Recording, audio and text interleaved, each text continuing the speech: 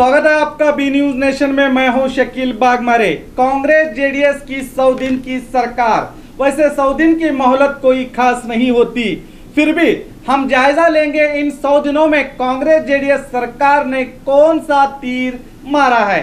अचानक हालात कुमारस्वामी के मुख्यमंत्री की कुर्सी तक ले गए, इसमें उनका भाग्य का भी बड़ा हाथ है, ऐसा कहना गलत नहीं होगा, क्योंकि सिर्फ 37 सीट लेकर मुख्यमंत्री बनना कोई खेल नहीं, पर कुमारस्वामी ये खेल खेल रहे हैं और इस खेल में बहुत से दुश्वारियों का सामना भी कर रहे हैं।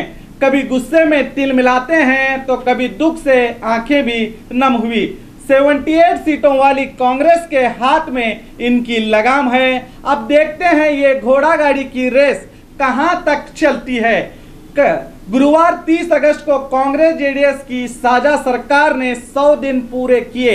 इन 100 दिनों में आइए देखते हैं राज्य में जनता का क्या क्या कल्याण हुआ। सबसे बड़ा काम किसानों का कर्ज माफ, सहकारी संघों और नेशनल बैंकों से फसल के लिए गए कर्ज और निजी तौर पर भी लिए गए कर्ज को भी माफ किया गया। पिछले बजट के साथ ही नए बजट पेश किया। इनके आगे बहुत से सवाल हैं, जैसे घोषणा के साथ साथ फाइनेंस का बंदोबस्त करना, कोडगू को फिर से खड़ा करना, उत्तर कर्नाटक के तरफ ध्यान देना वगैरह। बहुत सारे सवाल हैं। इन सवालों के जवाब तलाशने के लिए कुमारस्वामी को कांग्रेस का समर्थन जरूरी है। अगर कांग्रेस जेडीएस आपस में लड़कर ये सुनहरा मौका गवाते हैं तो इनसे बड़ा बेवकूफ कोई नहीं होगा।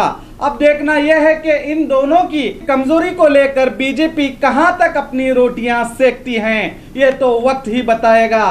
तो देखते रहिए आपका अपना बी न्यूज नेशन।